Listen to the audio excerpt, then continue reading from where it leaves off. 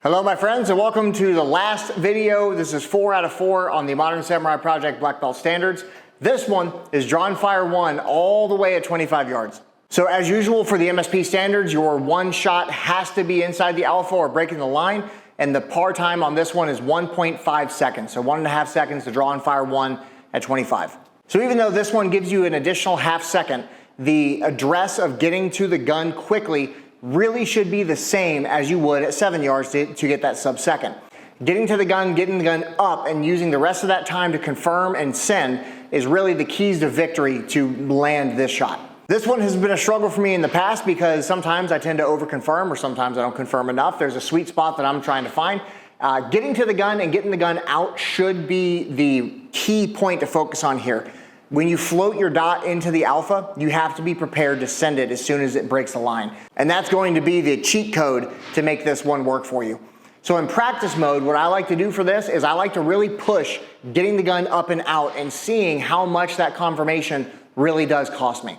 Most of us in the pistol world don't spend a lot of time shooting past 7, 10, 15 yards. So getting out there to 25, it looks daunting, but it's really not that hard. Particularly for my red dot shooters, you guys are gonna enjoy having your dot here at 25. So we already have our target downrange. It's already prepped and ready to go. So today I'm shooting a Smith & Wesson M&P 2.0 full size with a Trijicon SRO Surefire X300, and we're drawing from a Tier 1 concealed MSP holster. All right, draw and fire 1 at 25. Stand by.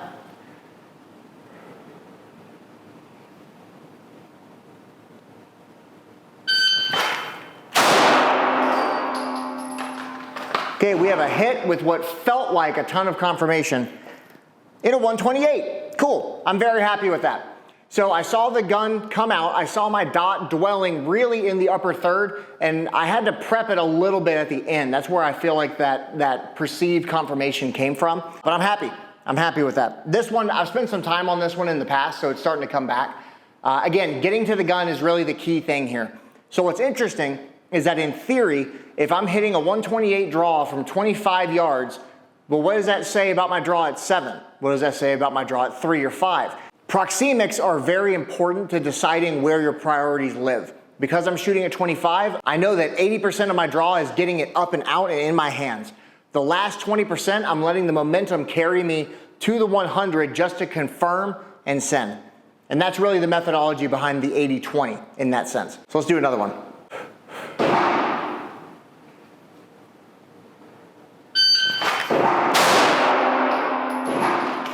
Okay, we have a hit with a little bit of confirmation in a 119. So we whittled it down just slightly. I didn't give it enough of a chance to really confirm on that one. My dot was in and I said send it. So I made the first 2 well under the par time. I would like to put a little bit of pressure on myself and see if I can get 3 in a row on demand. So we'll see what we can do here.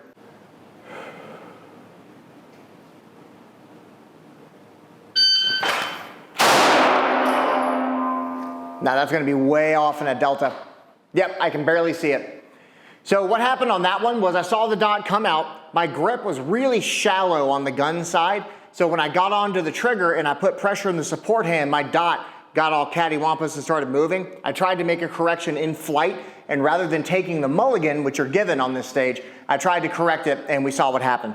For the record, that was a 124. So I had plenty of time to make that correction. I'm just stubborn and chose not to. So let's clean that up. Stand by.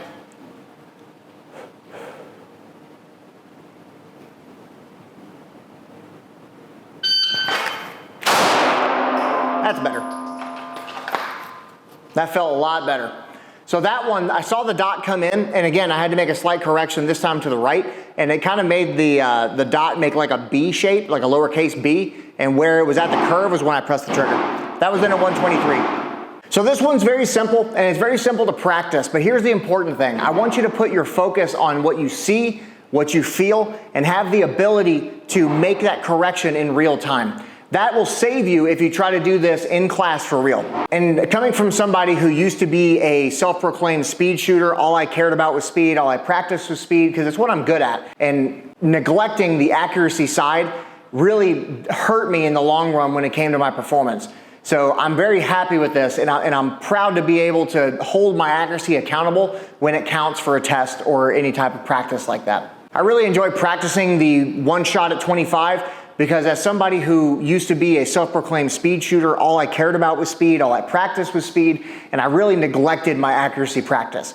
So I'm glad that the time that I've spent forcing myself to be accurate is starting to pay off now when I'm able to blend the two modes together and really enter performance mode. This makes me happy to see, and it's something that I'll continue to practice leading up to my class in October. And just something to pay attention to for those of you who come in to shoot our giveaway targets, you may see something like this coming up in the very near future. If you have any questions about our training program, if you'd like to get involved and learn stuff like this and really get good with your pistol, we have tons of training opportunities. The classes are listed right now on the website. You can check us out via our link tree as well.